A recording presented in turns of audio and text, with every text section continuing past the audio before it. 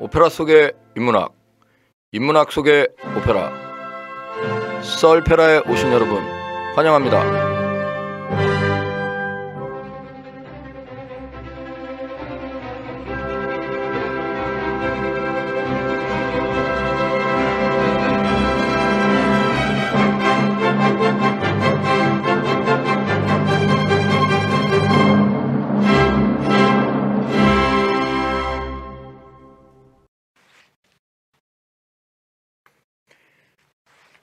썰페라에 오신 여러분 안녕하세요. 베이스 정종수입니다. 테너 김영석입니다. 베이스 양석진입니다.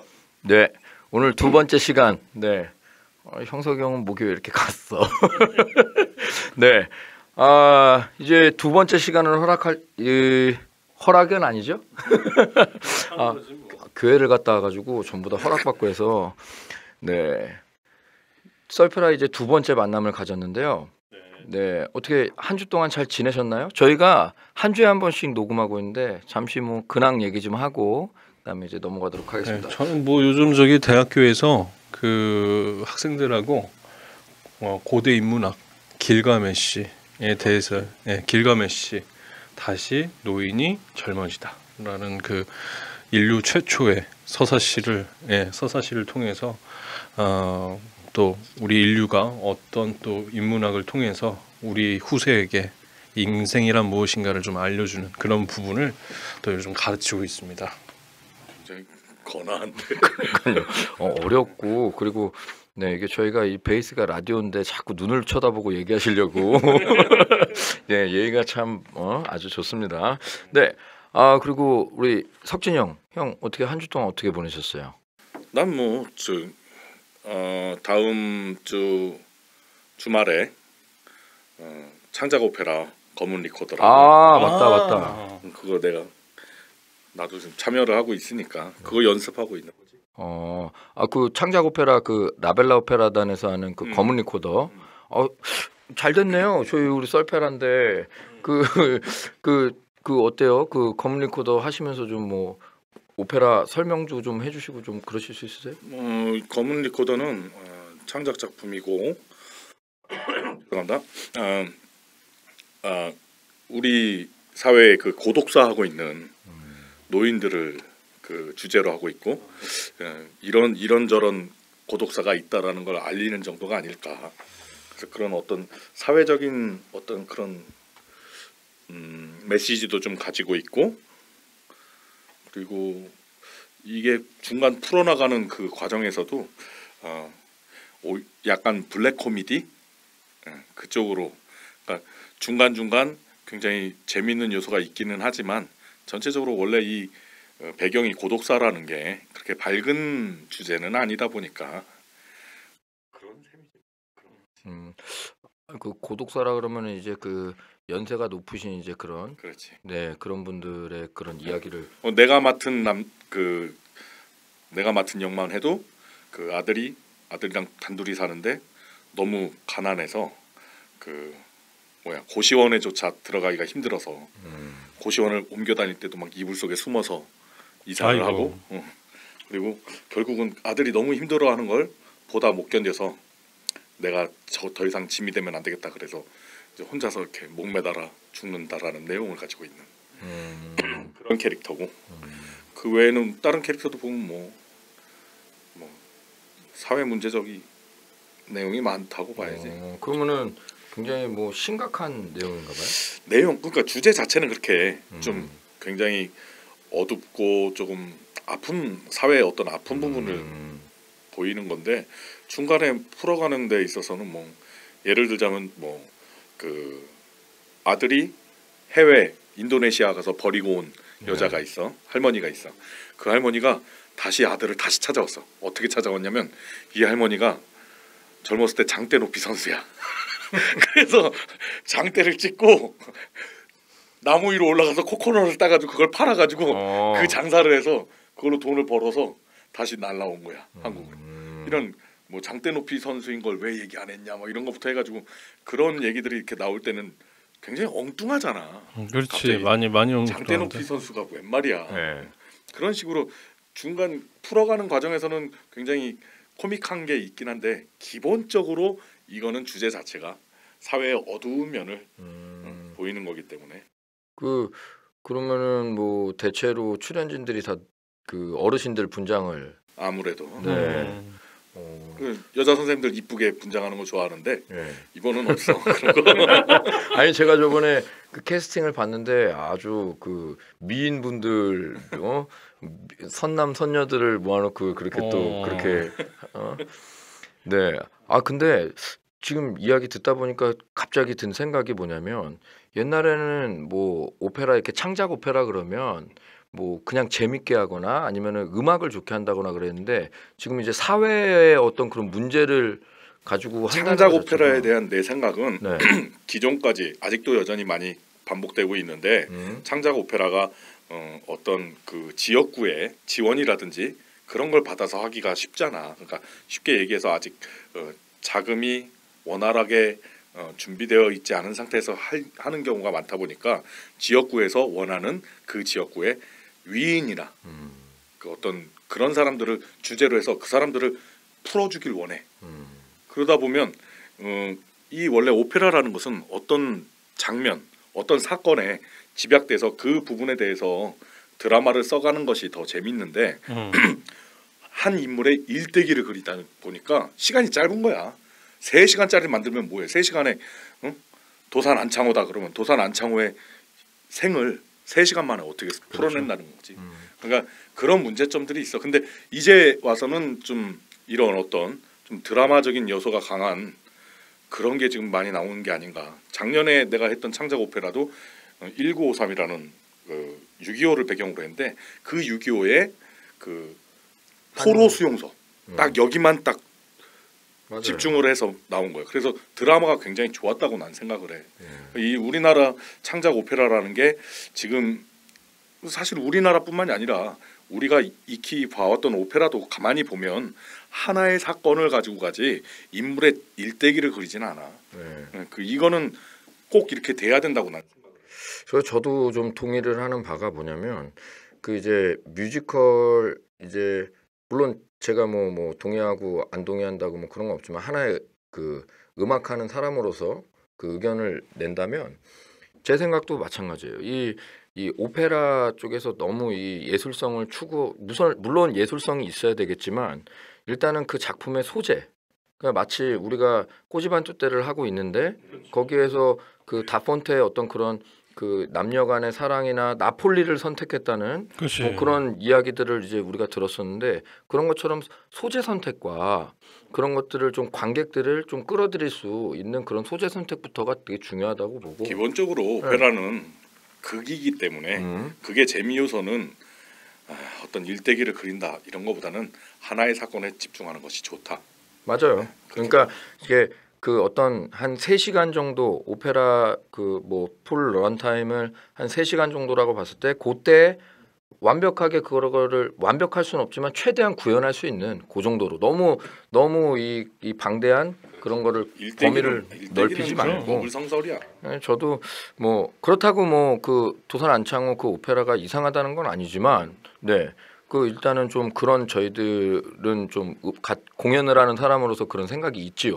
그리고 또 아까 잠깐 말씀하셨는데 내가 아까 이거 하자 그러니까 형들이 야 아직은 좀 그렇지 않냐 그랬는데 얘기 나온 김에 제가 할게요. 좋은 작품을 만들어놔도 지원이 그지 같으면 그게 어떻게 나오겠어요. 그게 아니 솔직히 그렇지 않아요? 네? 솔직히 제가 생각할 때는 뭐 이거 뭐 문화예술 뭐 그런 어떤 높은 분들이 안 듣겠죠. 그래서 내가 할 볼 수 일은 없어. 그러니까 네. 이제 근데 중요한 거는 오페라 하나 작품 제가 어디에서 뭐 하나 연출을 하는데 뭐 몇백만 원 가지고 오페라 말도 안 돼. 근데 자기들은 많이 주는 거래. 근데 예전에 제가 재작년에 이렇게 경기도 순회 연주할 때 그때는 그 사람들한테 충분히 납득을 시키고 그렇게 하니까 좋은 예산을 받아서 하기는 했어요. 근데 중요한 거는 많은 예술가들이 또 하물며 연극인들 또 하물며 뮤지컬을 그 공연 예술을 하는 사람들이 좋은 것을 갖고 있고 우리나라 또 공연하는 사람들 능력이 얼마나 좋아요. 많이 좋지. 많이 근데 세계적이야. 세계적이라고 봐야지. 네. 근데 이거는 그런 어떤 좋은 작품을 해서 물론 이 예술가들이 좋은 컨텐츠를 개발해야 되는 의무도 있지만 컨텐츠가 있을 때도 이 좀 지원이나 이런 거를 받을 수 있다면 아차 좀 잘 이렇게 해줄 수 있는 시스템이 구축되면 좋겠어요. 그래서 나는 개인적으로는 지원을 받기가 힘들다면 우리 스스로가 상업성을 그렇죠. 그러니까 흔히 말하는 어떤 그냥 정말 돈을 벌기 위한 상업성이 아니라 누구나 쉽게 근접할 수 있는 상업성이라고 할까? 그런 거를 우리가 스스로 만들어내야 되지 않을까. 네. 당연히 뭐 나라에서도 도와주면 더 좋겠지만 그러지 않은 경우에도 나라에서 안 도와줘서 우리는 못해 이런 소리를 하는 것보다는 좀 우리 스스로가 누가 봐도 재밌을 수 있게 맞아요. 그렇게 그러니까 준비를 해야 된다고 생각해요. 사람들이 그 우리가 성악을 하는 사람들이니까 오페라를 봤을 때 재미없고 공감이 안 되는 그런 공연이 아니라 이제는 우리가 좀 더 다가가야 될 필요성도 확실히 필요해요. 그렇지, 맞아. 개선해야 되고 그런 점을 얘기하기 전에 일단 우리가 준비가 돼야 개선할 수 있게 만들어가는 거니까.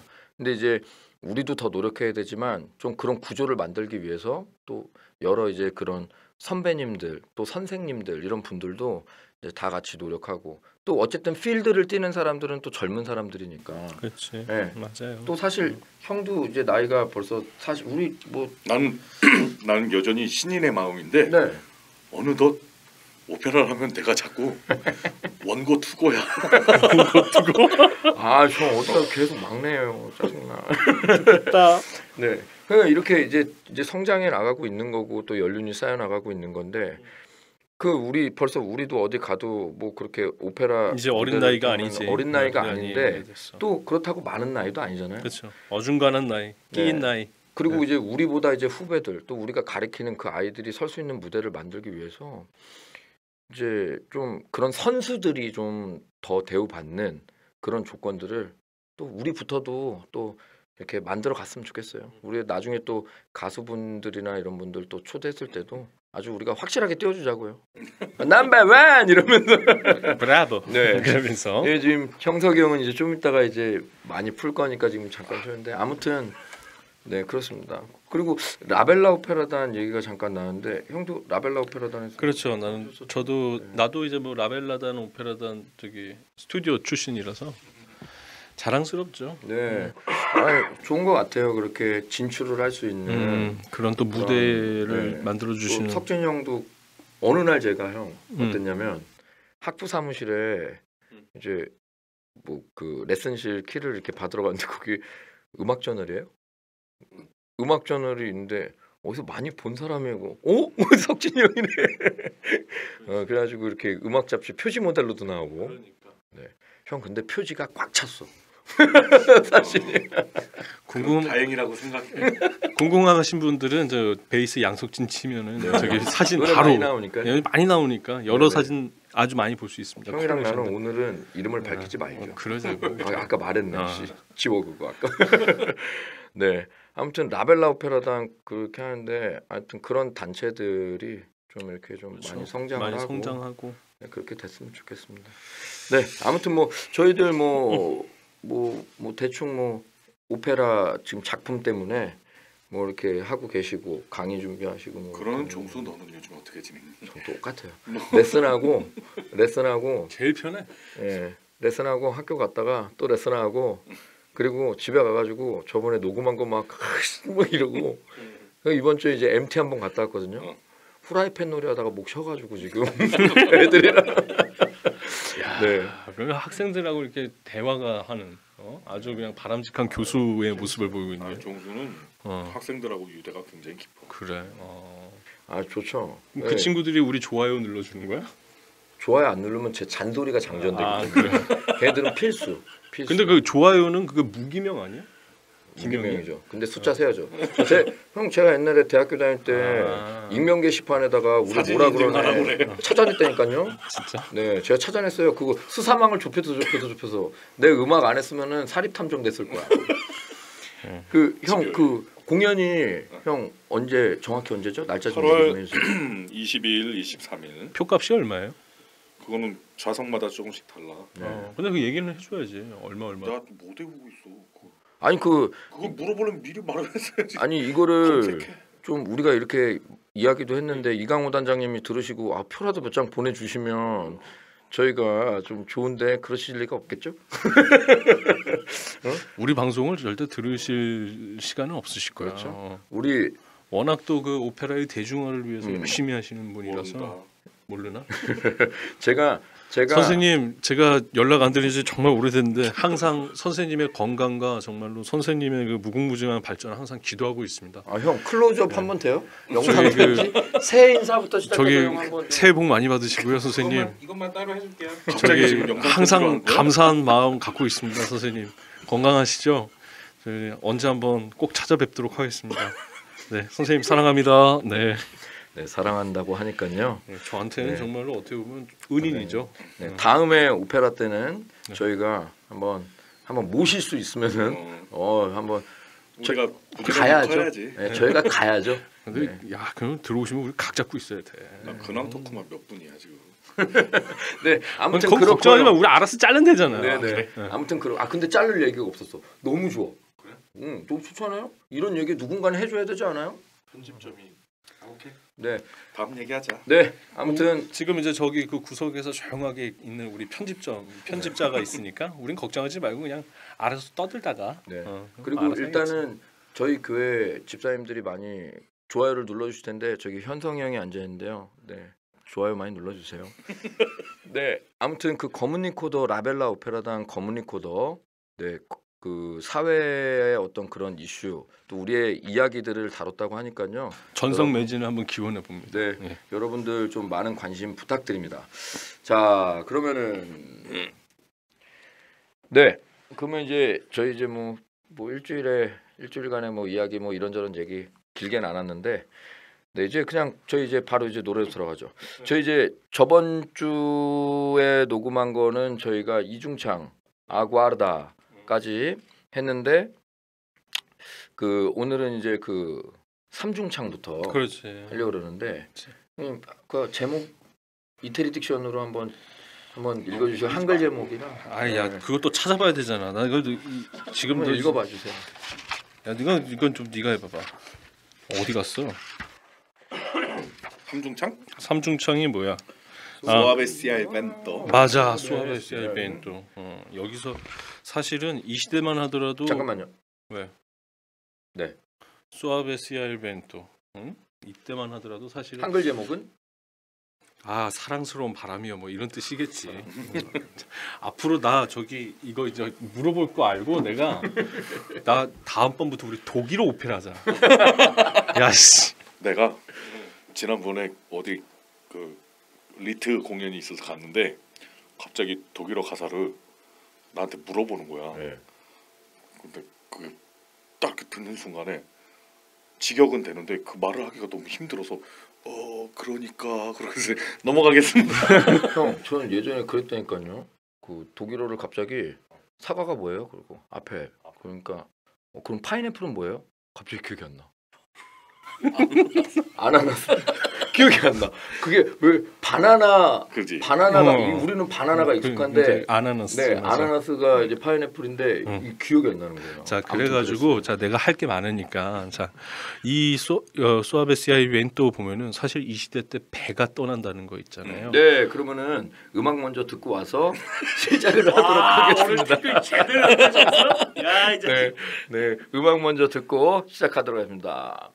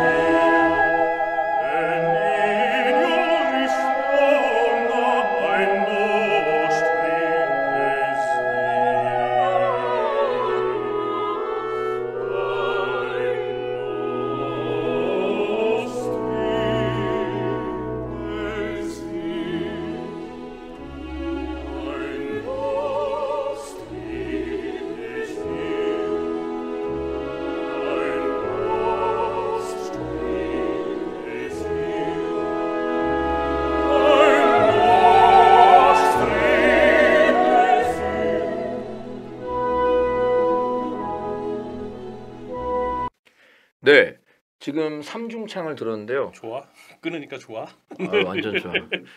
나 완전 딱 노렸는데. 야, 그러면 아니 형이 자꾸 말씀을 하시려고. 그러니까 그러더라고요. 끄는 김에 그러면은 이게 어떤 내용인지 또 한번 자세하게 우리나라에서 제일 또 돈 알폰소를 제일 많이 한 베이스 양소태. 우리나라에서 제일 많이 했는지 난알 수 없어.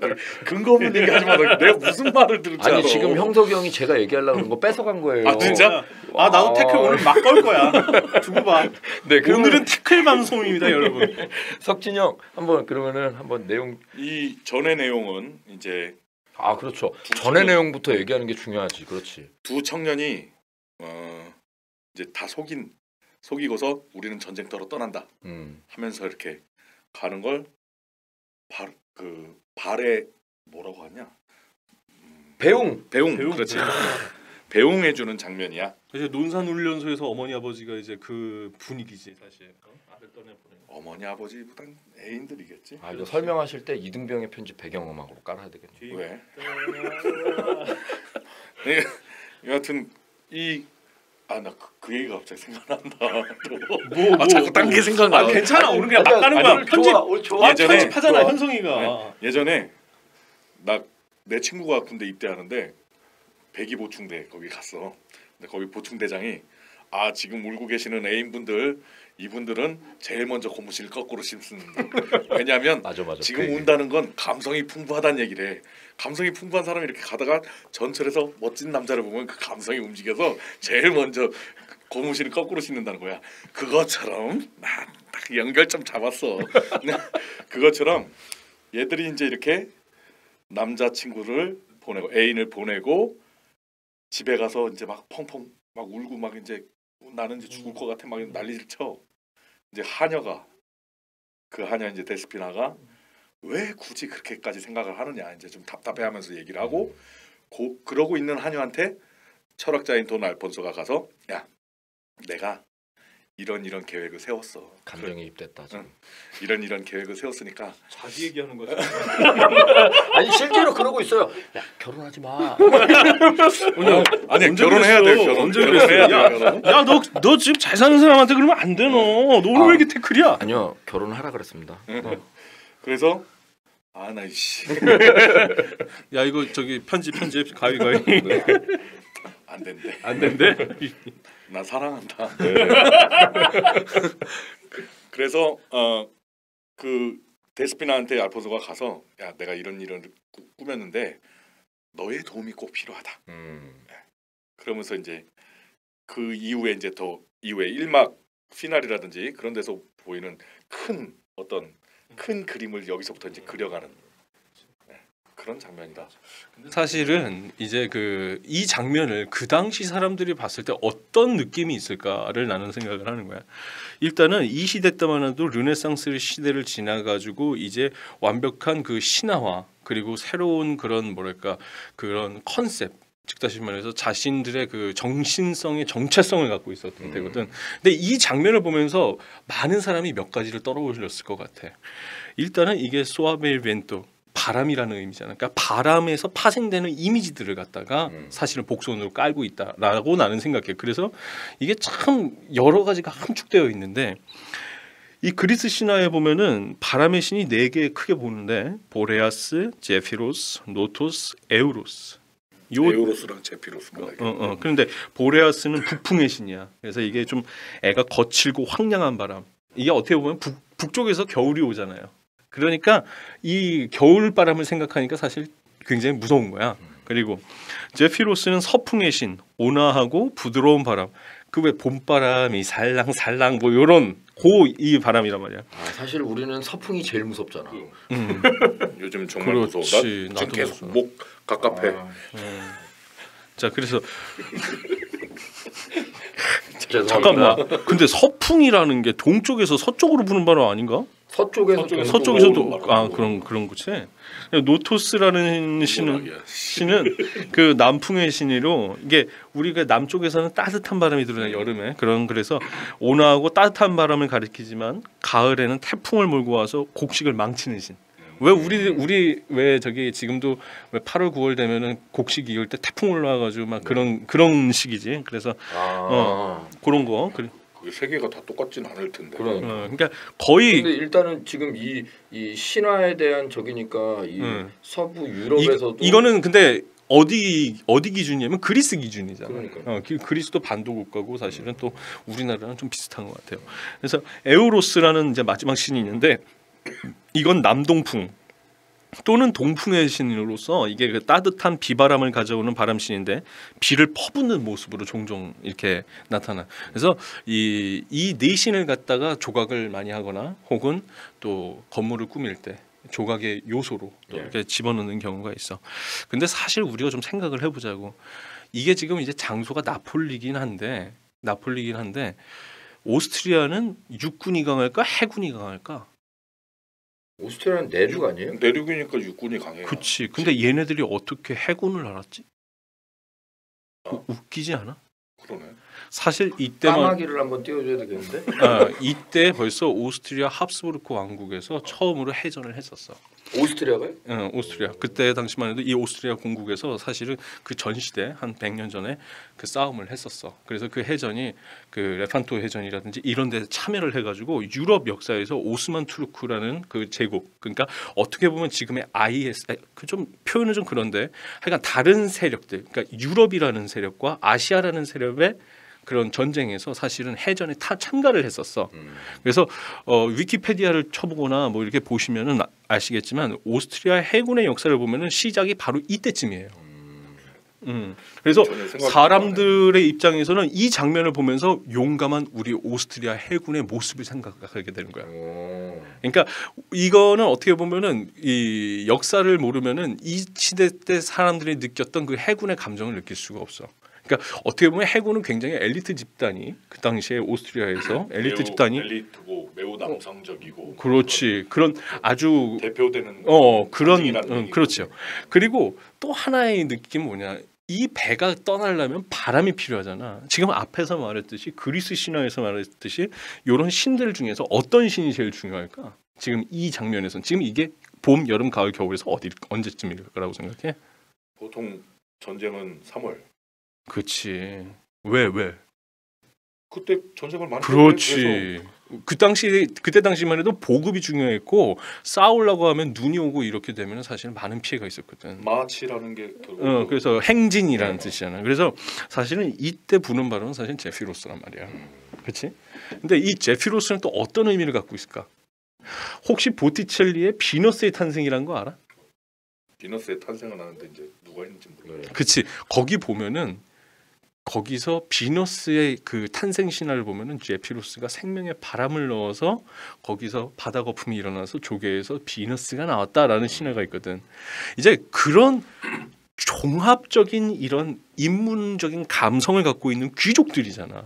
그런 걸 보면서 아 이것이 지금 계절적인 자신의 느낌과 사실은 이게 계절이 언제인지 정확하게 나와 있지는 않지만은 이 장면을 보면서 아 지금이 한 3, 4월 정도 되는 따뜻한 봄날에 이렇게 생명이 이렇게 피어나고 어떻게 보면은 그러면서 이 전체적인 오페라가 결국은 청춘 남녀 드라마구나를 또 한 번 또 각인시켜주는. 그러니까 어떻게 보면은 지금 이 장면은 우리가 그냥 노래만 듣고 사실은 이 대사만 해석하고 우리 가수들은 그러잖아.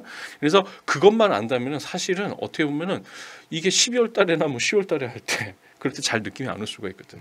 사실 그런 감성을 좀 갖고 있어야지 이 곡을 플레이하는 우리 지금 성악가들이나 아니면 이 곡을 이제 들으려고 하는 우리 관람객들이 아 그런 의미를 갖고 조금 더 폭넘는 인문학으로 이 시대 때 사람들이 느꼈던 감정을 좀 더 많이 느끼지 않을까라는 생각이 들어. 마침 또 저희 썰페라도 3월에 꼬집한투 때를 다루고 있지요. 그렇죠. 그래서 원래 우리가 이 꼬집한투 때를 하기로 했는데 약좀 야 이러지 마. 야 좀 같이 좀 도와. 거짓말을 해도 같이 와줘야 돼 이게. 오늘의 자꾸 얹어서 가지 마. 아 좀 얹어서 가 좀. 아 원래 그렇게 사는 거야. 오늘의 타겟은 형석영이다. 근데 잠깐만 여기 근데 이걸 갖다가 여기서 1차적인 생각을 한단 말이야. 귀족들이 사람의 생각은 1차, 2차, 3차로 이렇게 계속해서 점진적으로 나가거든.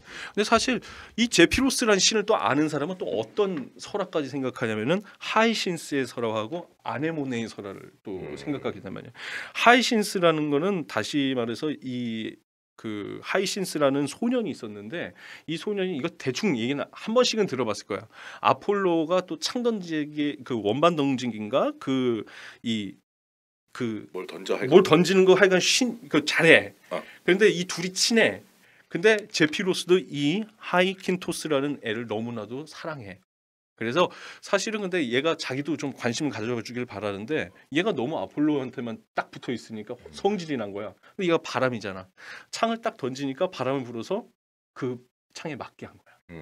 그래서 그 그리스 신화 보면 꼭 묻으면 꽃이 피어나. 별이 되거나 꽃이 돼.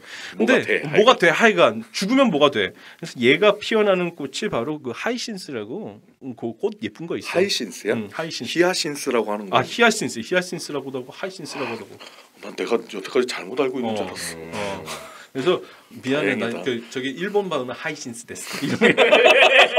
형 괜찮아요. 저 옛날에 그 영어 오로라를 아우로라라고 읽어가지고 조카들한테 아니 이태리어는 아우로라가 맞아. 아우로라. 맞아. 내가 틀리지 않았어. 그래서 사실은 이 꽃말이 뭐냐면 슬픈 사랑, 기억, 추억이야.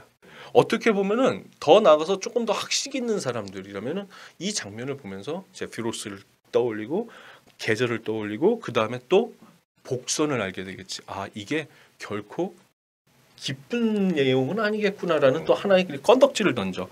뭐 제피로스는 또 아네모네라는 또 이제 바람 펴가지고 이제 또 죽어가지고 또 꽃대네 있거든. 아네모네 얘가 원래 저기 그 플로라라는 또 저기 꽃의 여신이 와이프야. 원래 이 제피로스가 결혼한 상태인데 네. 그 밑에 있는 그 아네모네라는 또 여자를 갖다 시녀. 그리스 신들이 좀 난잡해. 그 지금 미투들은 싫어할 거야. 그래서 근데 이때 이건 신화니까 어쩔 수 없는 거죠. 그래서 이때 얘를 또 죽여요. 이 여신이 그 마누라 플로라라는 여신이 알고 또 죽여. 얘도 묻어. 꽃이 돼. 또 꽃이. 그래서 그 핀 꽃이 뭐냐면 아네모네인데 이게 뭐냐면 사랑의 괴로움, 허무한 사랑, 단념이야.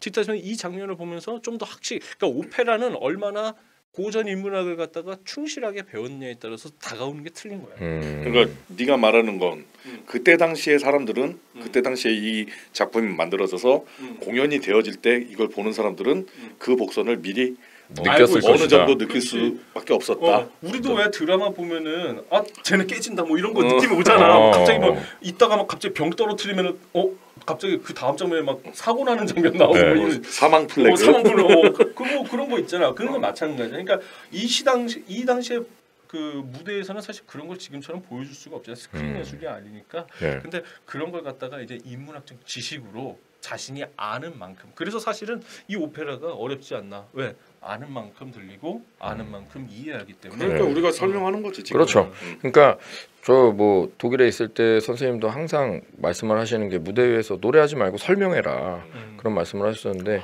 너 되게 좋은 선생님이네. 우리 선생님이야. 네. 같은 선생님 형.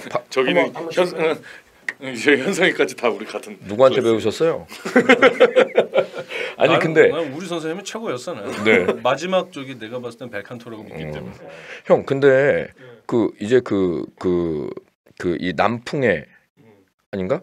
우리가 지금 누구 했었죠? 제피로스 서풍. 네, 제피로스를 했잖아요.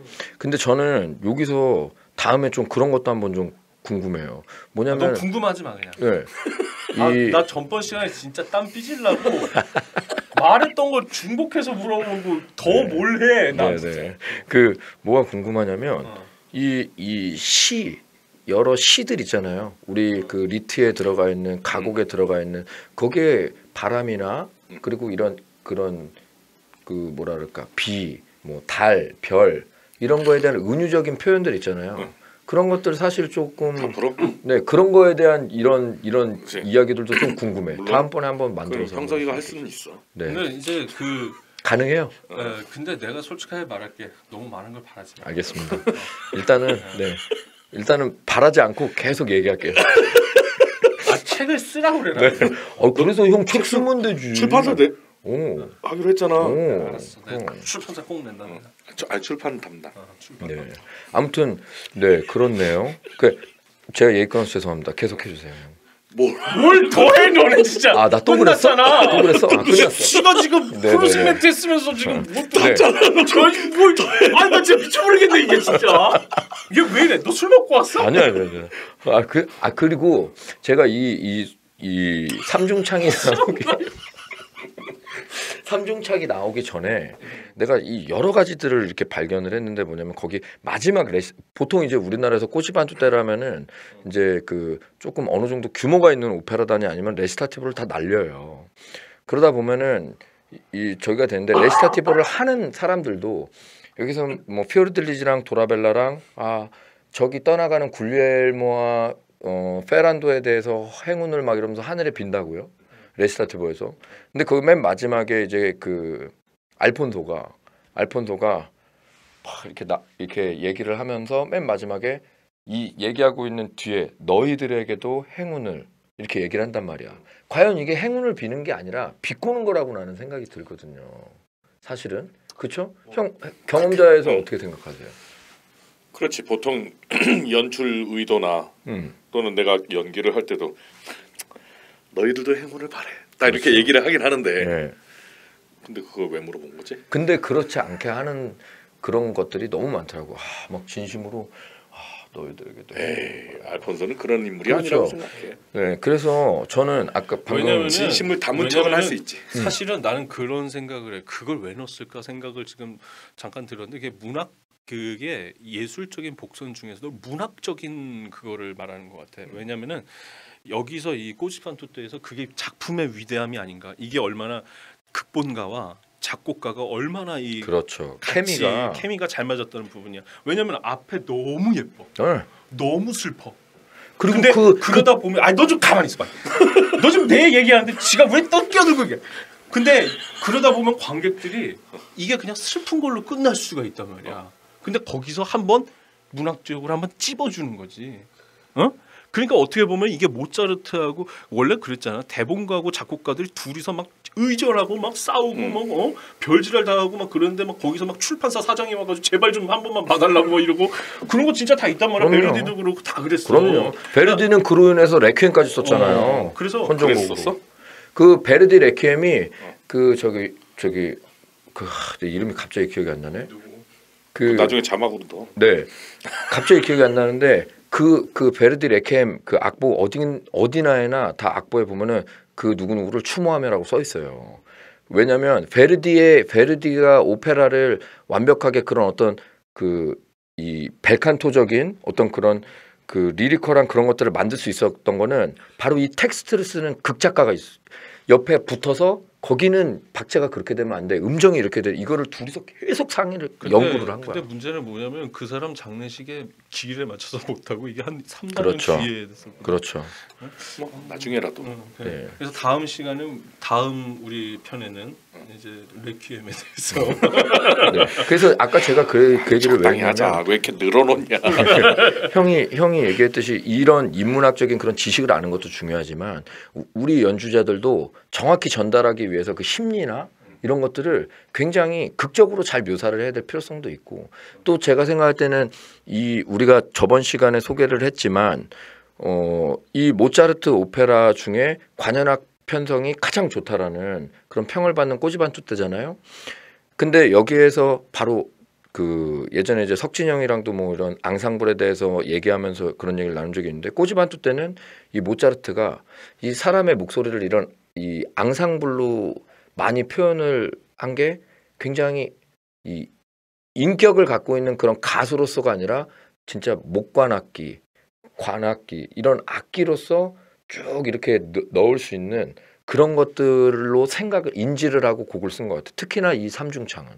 그래서 너무나 아름답고 그렇지만 거의 이 작품을 할 때 연출자들도 거의 이제 이 이 동적이지 않은 정적으로 뭐 탁 보통은 이 보이고. 장면은 대부분 굉장히 정적으로 연출을 하는 것 같아. 근데 그 당시 오페라나 음악 사조로 봐서도 사실은 우리가 지금 보는 오페라는 사실은 1800년 말부터 1900년대 초에 있었던 그 멜로드라마 그런 영향을 받아가지고 지금 연출이 변한 거지. 사실은 그때 당시 뭐 하이든도 사실은 이제 오클랜드 대공의 뭐 그런 작품이나 여러 작품이나 그 당시에 뭐 오페라를 보면은 사실 그렇게 동적인 부분보다는 사실 가수를 갖다가 좀 악기 일부분으로 쓴 부분도 없지 않아 있다는 거. 에이, 좀 우리가 상표 나오게 놓으면 안 돼. 아니 혹시나 저기서 고마워서 아, 그래? 고마우면 아마 저거 한 박스 줄 거야.